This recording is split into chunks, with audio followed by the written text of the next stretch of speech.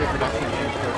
I need to know not to attack this guy as he leaves the stage, but let me show you this, and he opens it up, and it's like this big thing that says Revenge of the Town.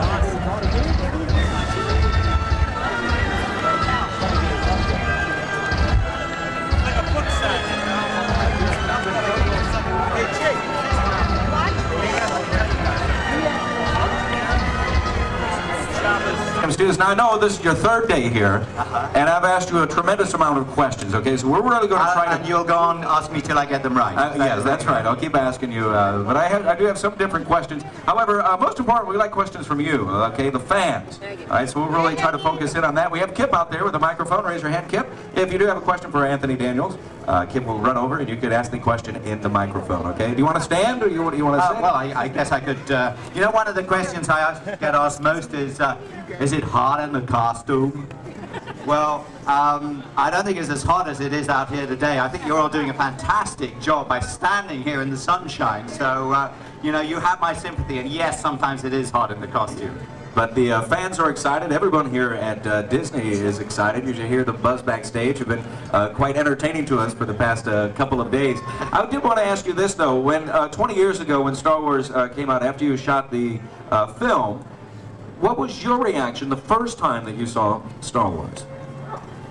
The first time I saw Star Wars, I was amazed because in the script, there were all these things that at the beginning of the movie that happened in a coffee bar, I think at Anchorhead. And I watched all those scenes being filmed with Luke Skywalker being teased about being a wimp and all that kind of thing. Then when I go and see the movie, and then, you know, I'd been shooting in the desert, I'd been walking this way and that way. When I saw the movie, all this big bust up with R2, and I would walk off that way, and then suddenly I'd walk on here, and walk off that way, and a few seconds later I'd walk on again. I kept coming back and forward across the scene, because all the scenes in Anchorhead in the cafe had been cut out because they didn't really help the story along. And so to tell you the truth, I was honestly slightly embarrassed that C-3PO kept coming onto the screen, but then I got to like it and I decided that was fine. Well, sure, we all love it. In fact, it's what is the top grossing film in the world. It's made like over $453 million, which is attributed to a lot of the fans and Star Wars being sustained throughout the years. We had talked a little bit before when Star Wars first came out. Of course, it got the great critical acclaim. And then videotape was just starting. So it is suspended, and now, again, it's back on the big screen. That's right, and I think a lot of the audience here, the people generally under sort of 4 foot high, have only ever seen these movies on a very small screen. And I think they're in for quite a shock when they see it on the big screen, with all that surround sound that kind of knocks you around in the chair. Now, with all the on-location shooting and filming that you did for the 3 films, was there a place that you enjoyed the most? I sort of like the Redwood Forest because it was very serene, and you could go off when things got stressful and look at a forest glade and think these trees here have been here for hundreds of years. So however stressed I feel today, in the general scheme of things, it doesn't matter.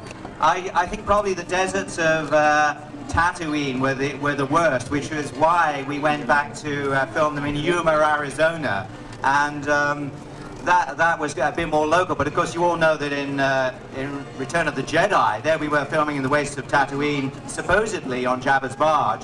And what you never see in the movie, this most secret movie under the official title Blue Harvest, Horror Beyond Imagination. There we were making the secret film in a great Pendix in the desert, and just opposite is the biggest sand dune in Yuma, on which all the bikers sat on the top with their long lenses watching us film everything, and you're, oh sure, Blue Harvest, Horror Beyond Imagination, there's a gold droid in there, there's Harrison Ford. So, you know, it rather blew our cover.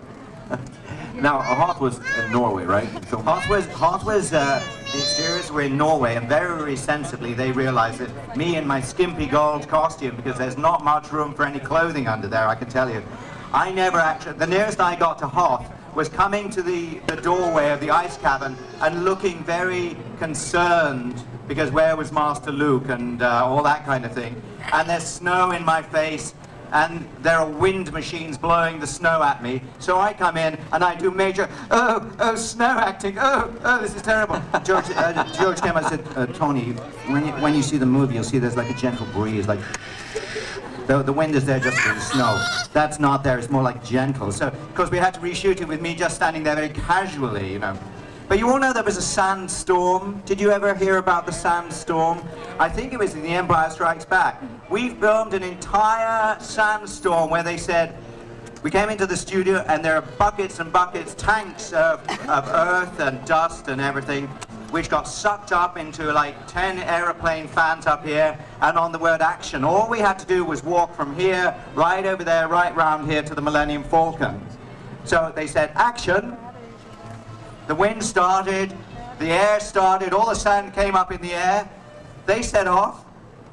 The wind came in front of me, the sand came in. I became totally disoriented. I couldn't see a thing. The air was full of this. Until finally I turned around and fell over a cameraman who was sitting here.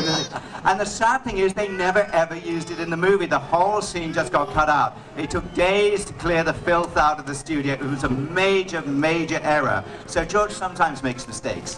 Okay. Let's go ahead and get some questions from some of the fans. It's at the end for me to speak in another way with another actor.